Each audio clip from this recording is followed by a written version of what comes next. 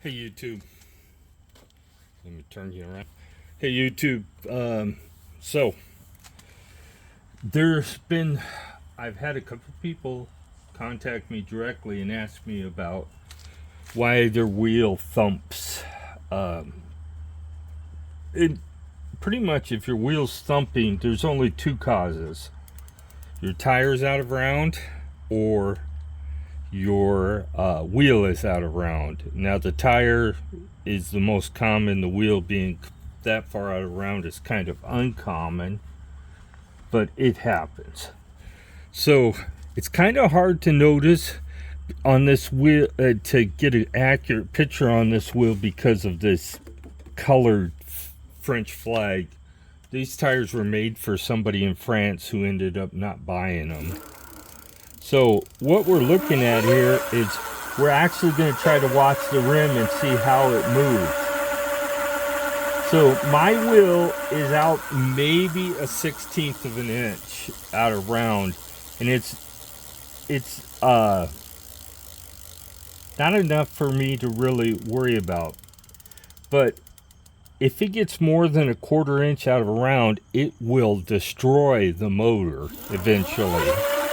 Because what it is it's unbalanced. See, on a bike that the wheel is completely true on, when it's on the stand and you turn the wheel, it doesn't do anything. And how your wheel gets out of true is, first of all, they're not that true from the factory. This is probably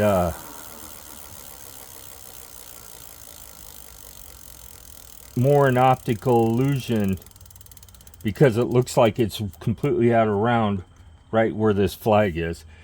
But it is when a wheel's out of round, it is more of an art to get straightened than just tightening the spokes.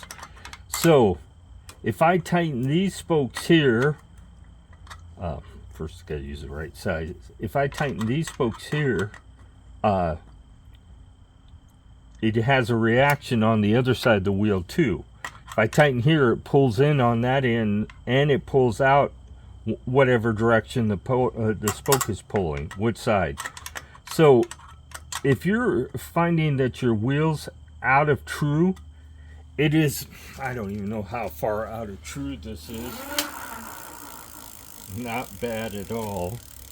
But it does have a little bit of hump, because if you see the bike, it's shaking, but the tire isn't round either. So if you notice it when you're riding, it's a problem. If you hear it when you're riding, it's a problem. A thump thump sound.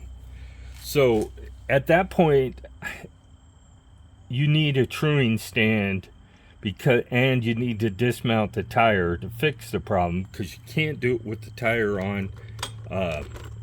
You need to make sure that you're not over tightening some spokes and under tightening other ones, so it becomes an issue. God. This is supposed to be down in here. So it's an issue. If your bike is out as much as mine is, then it's not an issue. I'm just watching it.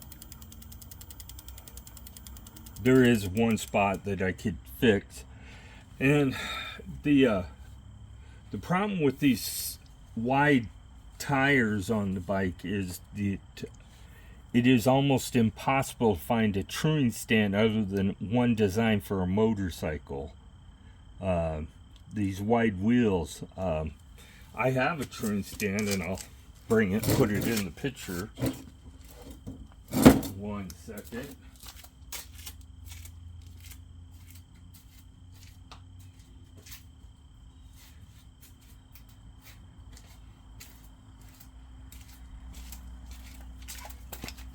This is a spin doctor. Yeah. Truing stand, and the problem is it doesn't go wide enough to use it on this bike. That's as wide as the arms go apart.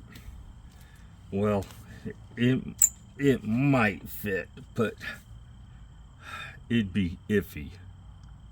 Oh, I actually tried it. The problem is right here. Let me zoom you out a little bit. Is right here, these arms aren't wide enough for the rim. So yeah, I remember I did try it. It would fit here, but it wouldn't fit in here. So you have this device here and these arms. So you put these on when you're trying to get around. The rim would rub on these arms right here, and you would get it so that it rubs the same amount all the way across. And it's an art. This is not ideal for. This is what I found on Amazon to use on this wheel. It's not ideal for using on a touring stand. It's a 4mm. You need a 4mm wrench. But for example, this one is pretty loose. Now you have to get it to a point that it's actually doing some pulling before you actually change anything. So I am not going to tighten it too much, but that one was loose. That one's tight.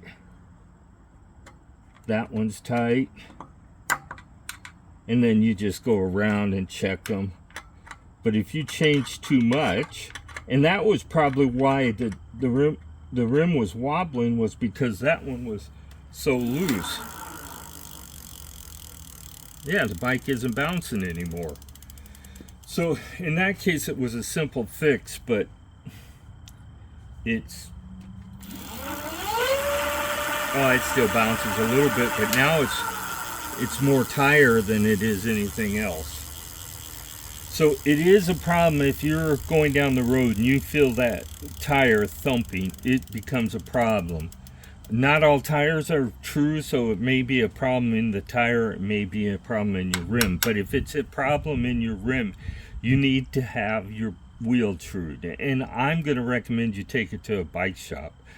This tightening spokes here and there just to keep the wheel from falling apart is good. I do this usually. See, that one's really tight and that one's not so much. They loosen up by themselves. It's just the vibration of riding on roads. That one's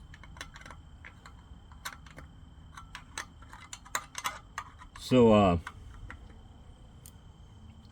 that's tight, pretty tight, but you can feel it. You can go around and squeeze the spokes and feel a tension difference, and that's where the spokes will make the noise, is when they loosen up. They'll creak against each other at where they cross. These are all pretty good. But if you're finding that your wheel is thumping or shaking your bike really bad, it's out of the tires, the wheel's out of tool. This one's barely out of round at all, but the tire is quite out of round. It's almost time. It is time for new tires, but I keep putting it off. So this is a Uninor. You're looking for a 4mm Allen wrench if you need one for your Lectric. These are 12 gauge spokes. And if you bent your rim and they true it up and they tell you it's out of round and there's nothing they can do about it, then it's time for a new rim. The cost of the motor, this from Lectric, you can buy the rim from Lectric. These are going to become a rare creature. I don't know if you'll be able to get this particular rim soon. The bike is their first model year. and they don't use a 4-inch rim on their current models except for the X Premium, and that's a mid-drive, so it doesn't have a motor on it. So if you're having problems with your rim and you can't, and they tell you it's out of round, it's time to just replace it. What it does is it's like a tire that, with it being so far out of balance, it causes the motor to scrape on the inside here. There's enough force that it's actually making the magnets move on the and the rotor move closer to each other. So you have your rotor, and then you have the magnets on the outside that drive it.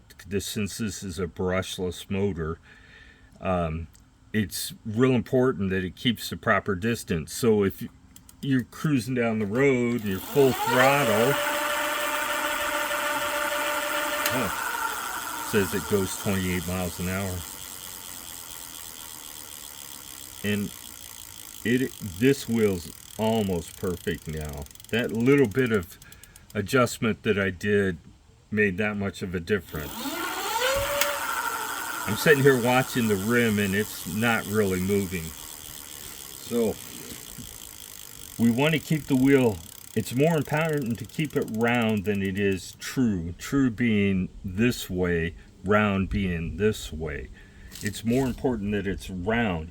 Usually a true wheel is round. If it's been trued properly, it is round. If it isn't, then they didn't do the job very well. I am not going to buy a stand just to true this wheel. This works for my Trek. The Spin Doctor will work on the Trek. It'll work. I'm not sure it'll work on Karen's X Premium because of how wide this arm is, but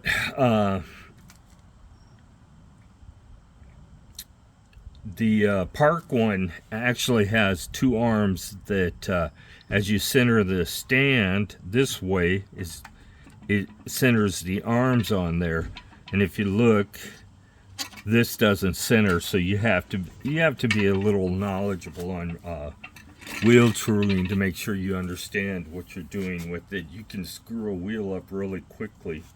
You could buy these on Alibaba too if you really wanted one. You could probably buy it, and then the only problem is going to be this plug on for the motor, whether or not it's going to be the right one. You could rewire it if you need to.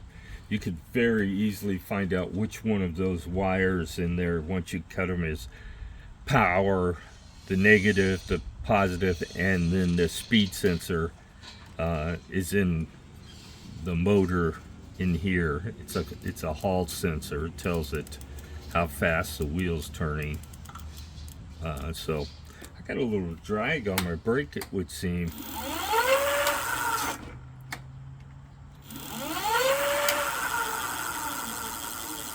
Maybe not much.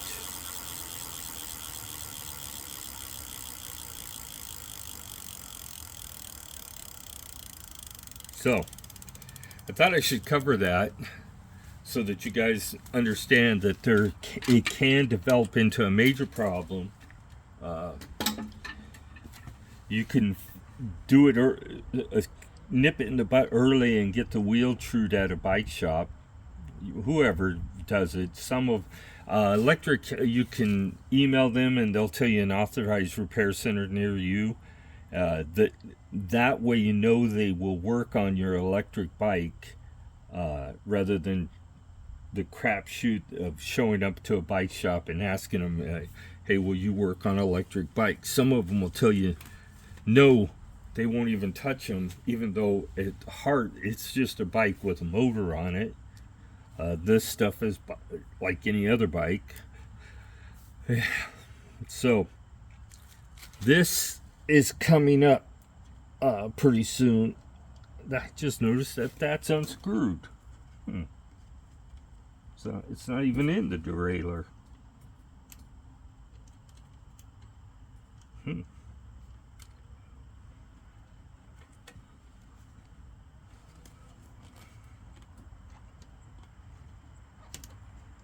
to readjust that. It was turned out so far that it wasn't in the derailleur anymore. Probably me doing trail adjustments.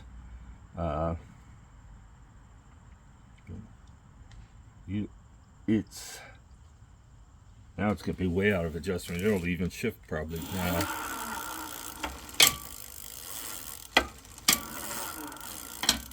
Oh, it's already at the bottom. Is the shifter? Yeah, the shifter is too.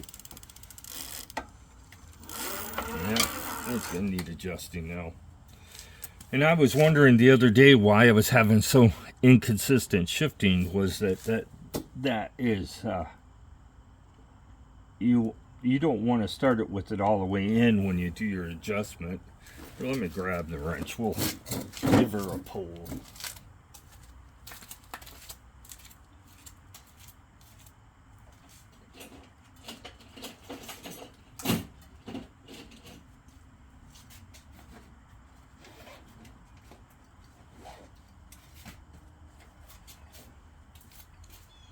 We got our... I can't...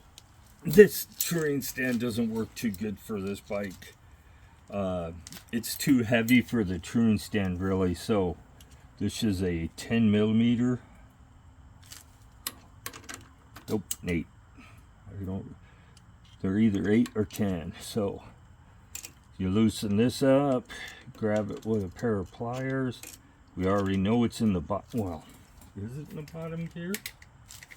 It's already in the bottom gear. So grab the wire, pull tight. Oh, I don't even think I had it loose enough.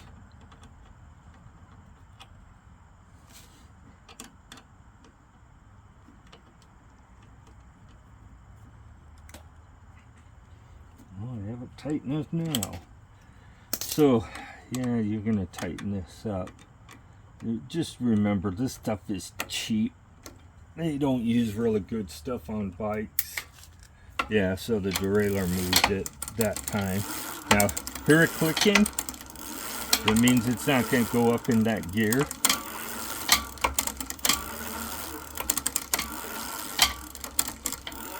Now, I haven't, the problem is that I haven't got enough. There it goes. Now, the gear that you actually, Shimano wants you to adjust it in is this one. Here it, well, let me turn this off. It's more motor noise than anything else.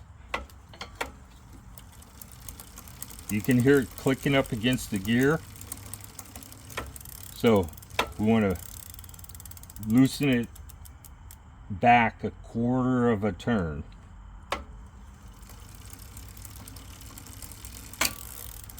And get right there.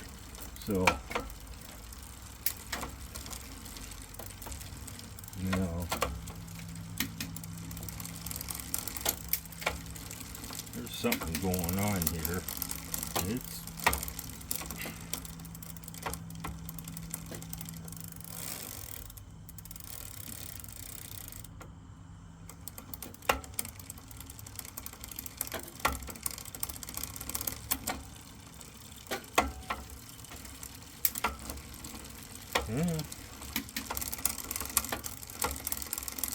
I think I got a bent derailleur.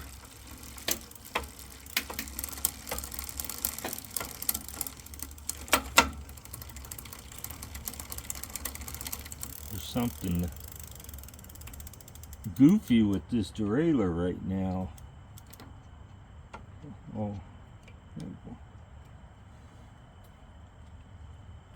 It's like the frictions.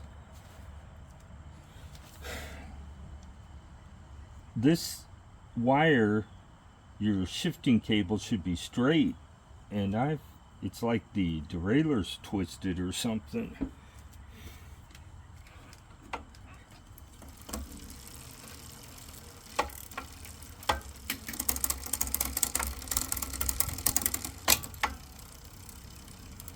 And that's a little slow still.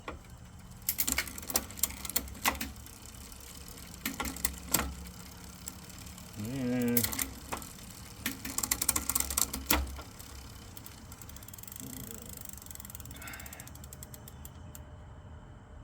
And a little bit more up there.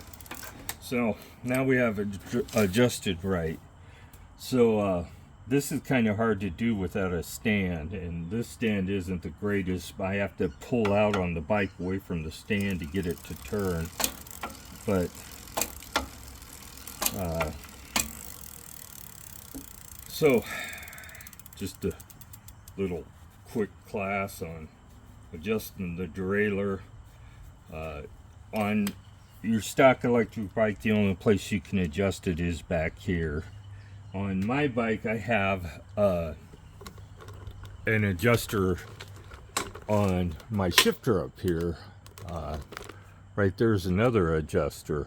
And on the stock shifter, there isn't any adjuster up there. So I have two adjusters. So it kind of gives you a trail adjuster. You can do it while you're riding and not have to stop, get off the bike, and twist the adjuster in the back.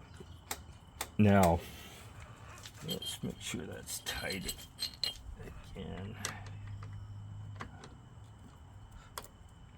Yeah, it's tight.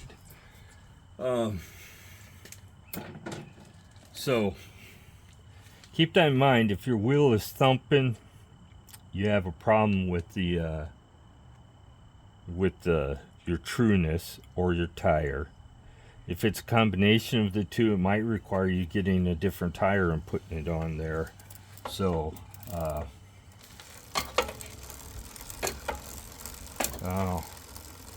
I got a noisy chain. It's time for some lube.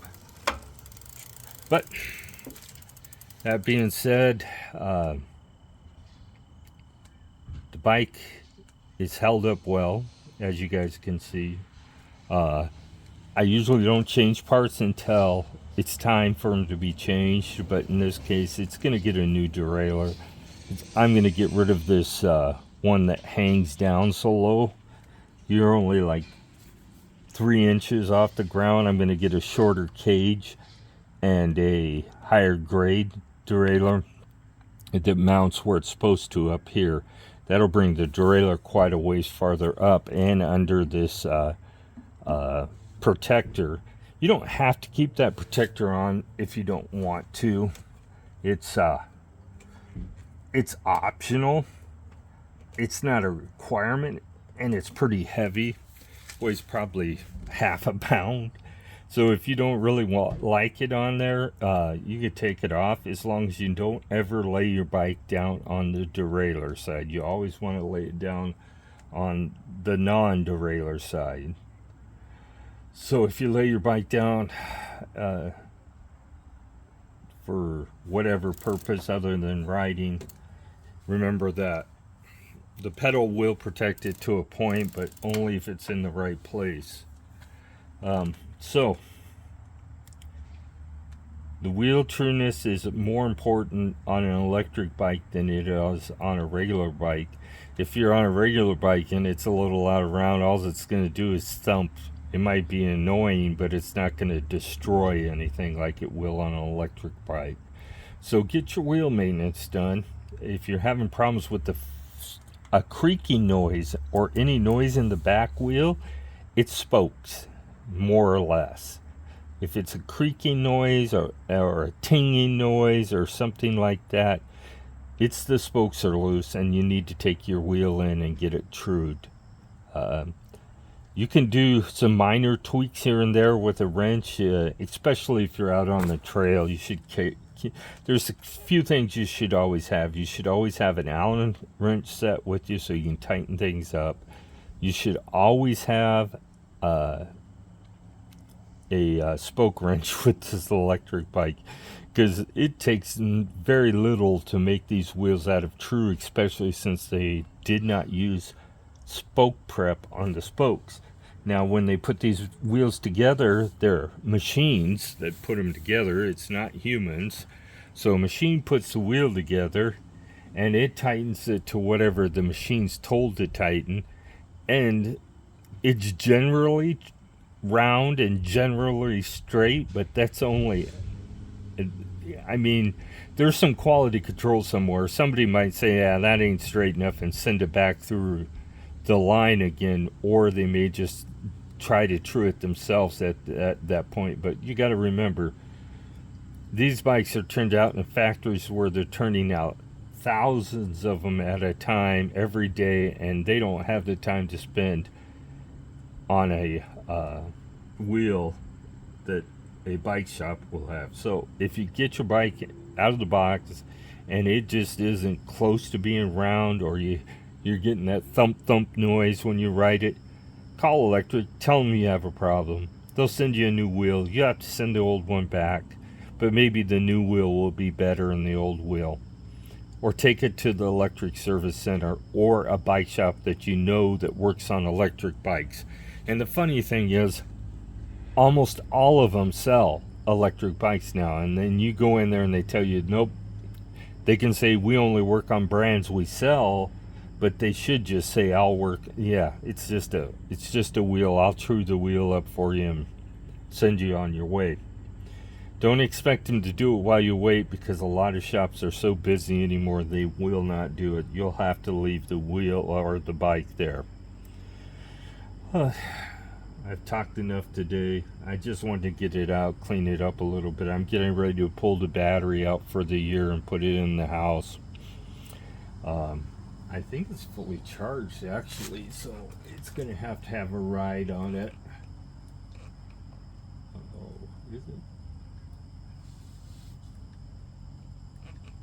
Yeah, it's fully charged, so I'm going to have to take it out for a ride and run the battery down to 48, 49 volts, 50, somewhere between 48 and 50 volts is what you want to store the battery at. So take it out for a 10, 11 mile ride, depending on how you ride the bike. It might be shorter, might be longer. Get the battery down to 48 to 50 volts. When you're ready to store it inside.